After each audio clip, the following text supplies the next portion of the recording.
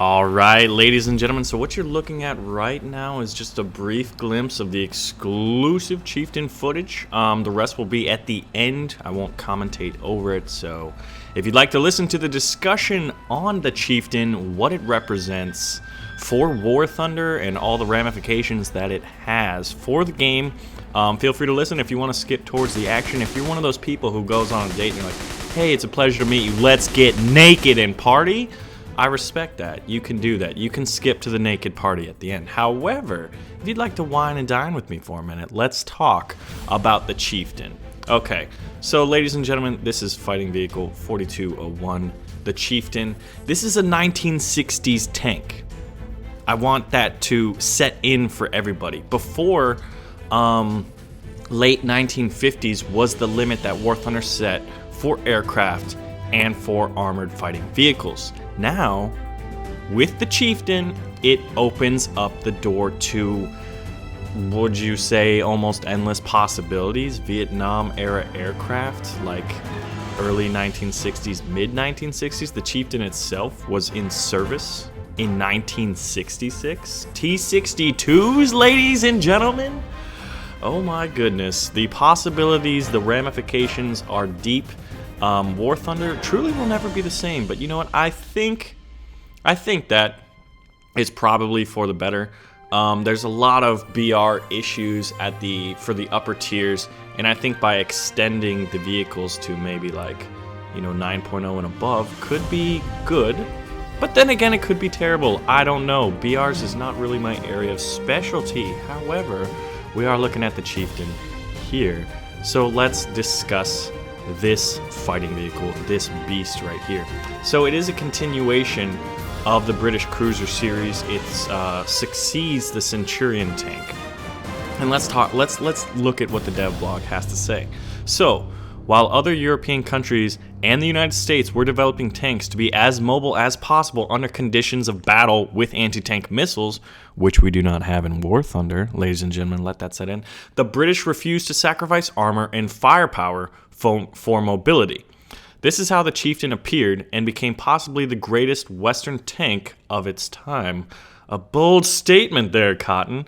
So with the appearance of anti-tank shaped charges and guided missiles, tank designers in Germany chose the path of improving mobility as much as possible in the design of the promising Leopard tank, which we currently have in the game.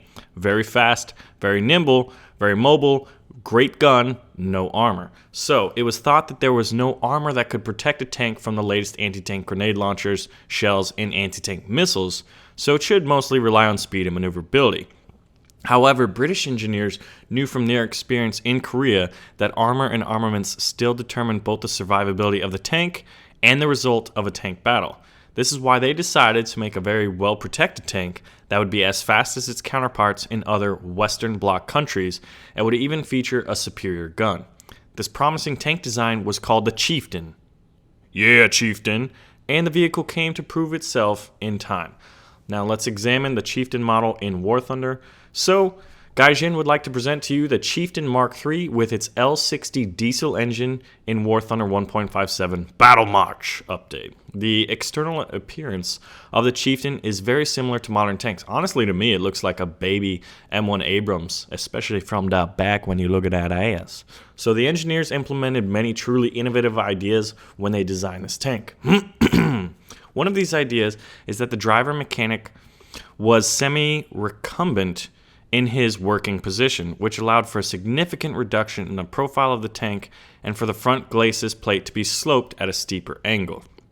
The turret of the Chieftain is an engineering masterpiece. The turret has a complex shape.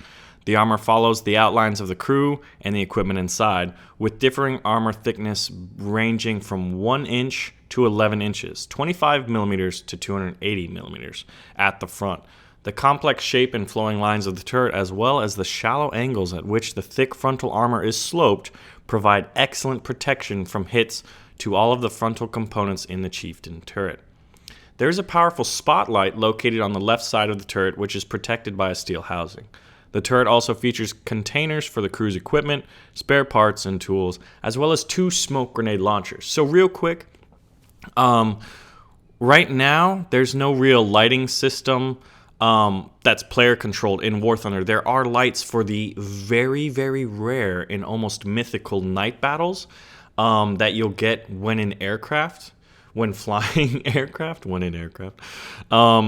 So right now, it would be interesting. There are some vehicles that have lights on them, but they are non-functional. If night battles are to become more of a thing, things like spotlights would really prove to be an advantage, and also would be another, upgradable part for a tank, further customization, which I am a big fan of, increasing customization of the armored fighting vehicles and the planes in War Thunder. And also the fact that it has smoke grenade launchers. This is something we've seen on a couple tanks before, but don't have a functional use in the game. And I, for one, am all for smoke grenade launchers. It increases, the playability of the vehicle. It increases the options that you have and increases the tactics you can employ. And as a result, I think those things increase the amount of fun you can have in the game. So, if we have a PT-76 that can float and swim, you know what? Damn it, we should get working smoke grenade launchers. And I think that, as well as working spotlights and lighting and maybe even infrared stuff, that Panther 2, which would really kind of increase the tactical options and just the variety of play, which I think is an important aspect to work on within the game. Anyway, let's get back to it. So a system of air filters was installed on the Chieftain for protection against weapons of mass destruction. The box at the back of the turret. It was a difficult task to portray all of these complex shapes and turret attachments on the in-game model, but our artists were up to the challenge. Do you agree, ladies and gentlemen?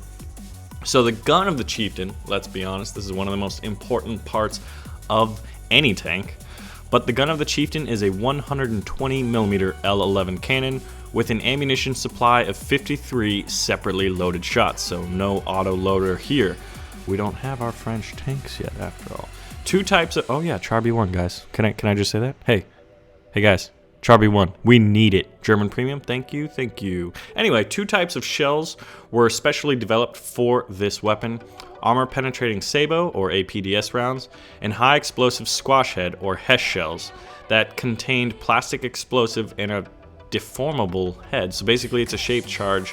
I've noticed about HESH shells, they don't have the best penetration, but they're one of those shells that once it does penetrate, ba-boom, mother trucker, that tank is dead. So the barrel of the cannon is protected by a special canvas thermal sleeve. An interesting feature of the turret is the 50 caliber machine gun that fired 3-round bursts and assisted with aiming and sighting. The commander would use the flashes from machine gun round hits to improve his targeting. We have created unique rounds for this machine gun that have similar ballistic properties to the tank gun. So basically, if the machine gun fires with the same ballistic properties as the main gun does, it's pretty self-explanatory. You fire your machine gun in small bursts and you're like, okay, I'm high, I'm low, I'm right on target, let's fire the main gun, give me those silver lines, mo trucker, and basically you move on and move forward. So that is pretty cool. It's a new gameplay mechanic. I know people use machine guns right now, but having a near perfect matching ballistics profile between the 50 caliber machine guns and the main gun would greatly improve your accuracy with this gun. So the commander would use flashes from the machine gun round hits to improve his targeting. They've created the unique rounds. The main gun, the sighting machine gun, and the coaxial machine gun feature stabilizers for firing on the move. To my knowledge, I don't think there's any vehicle in the game. I thought the Leopard might have a stabilizer when it was going to be implemented. But basically, stabilizing features for firing on the move is huge. There's not too many vehicles that are stabilized and are really good at firing on the move. So the Chieftain being able to do that, as well as being decently armored and well armed with its main gun, provide for an interesting playstyle with the Chieftain in that you can attack and fire, on the move. That's pretty cool. Most people will have to stop, aim, and fire. If you're able to do this, that could give you a competitive edge. So in War Thunder, the Chieftain, now this is what we've all kind of been waiting for. Where's this thing going to sit? Well, it's fairly straightforward and kind of obvious. The Chieftain will take its place at the top of the British medium tank branch with a battle rating of 8.0. Its decent armor is supported by an excellent cannon The Hesh rounds need no introductions, as they are probably the most dangerous shells in the game. Granted, they do tend to have lower penetration, but like I said, once they do pen, you have a really high probability of getting that one-shot kill. But the Sabo shells on the Chieftain will set a new armor penetration record in War Thunder of around 400 millimeters at point blank. Another thing that should be mentioned is the great firing speed of the cannon. An experienced crew can make almost 8 shots per minute. So let's say it'll be 7 point something shots per minute that you're able to fire with this thing. Also, the fact that it's stabilized and able to fire on the move. Think about that, firing on the move while using your sighting machine gun, which has similar ballistics profiles to your main gun. Firing on the move, that rate of fire, and using that sighting machine gun. Ladies and gentlemen, this could be a very fun and dynamic tank to play if you tend to be the more aggressive tanker. I myself suffer from that. You have your great games and you have your bad games when you play aggressively, but now we might have a fighting platform that really, truly caters to that style at the higher tiers, because you're not really able to do that unless you kind of have one of the high rates of fire, or like an SPAA, or at the lower tiers using light tanks. So that should be a lot of fun for me personally. So, Gaijin has no doubt that the tank will become the star of high-ranking and squadron battles. The Chieftain has everything going for it, including maybe the T-62 in the future. The War Thunder 1.57 Battle March update is coming soon, and your Chieftain will be waiting for its commander in the hangar. See you soon. Make sure you grind those British tanks. I had to throw that in there. So, we may not have a French Charby 1 tank yet, and that may be an absolute tragedy. But at least we have the Chieftain. But the Chieftain is a double-edged sword. You have to understand that it is opening doors. It is truly opening doors to War Thunder that I think most people are in favor of going towards, which is, Cold War era tanks, Cold War era jets. I mean, and it also has the possibility of opening up new tactical options for you as a tanker. Maybe in the future. There's no talk about it in this patch, so this isn't something that's going to happen. This is something that might happen in the future, being that you can use smoke grenade launchers, which I am 154.57% in favor of, and the spotlight mechanics for maybe adding night battles for tanks that are equipped to deal with it, whether they have infrared, lighting mechanics, spotlights, stuff like that, or maybe the terrain itself could have some spotlights. But you know what? There's nothing really like that right now. Night battles are few and far between. Heavy negative weather battles are few and far between. They do happen, but they're almost like unicorns, truly. So, ladies and gentlemen, that's basically the discussion on the Chieftain. Remember, this thing was in service in 1966. The T-62 itself was introduced and in service in 1961. And, it's got a 115 millimeter main gun. So, smooth bore.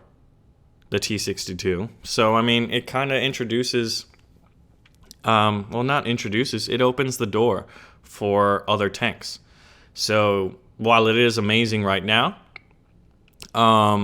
there's probably going to be the introduction of higher BRs in the future. There might be. But then again, the Chieftain tank, while it was introduced in 1966, it does fit, given its armor, given its weaponry, given its speed and abilities. It does have a BR of 8.0, so while it was produced in the 1960s, it's not necessarily saying, hey, we're opening the door, we're going to see, these Cold War era things. It does allow for it. So, it's not truly confirmed. Anyway, ladies and gentlemen, for those of you who've listened to this, I know you want to see the Chieftain in action, so you know what, let's check it out on the test server. This thing was not on the dev server when I went to check. I was also not able to see the Focke-Wulf 189 or the MBR, the Soviet flying boat, which is something I'm exceptionally excited for. I like the derpy planes. But yeah, and I also forgot the Falcon SPAA with its twin 30s. So anyway, ladies and gentlemen, Chieftain, fighting vehicle 4201, this being the Chieftain Mark III.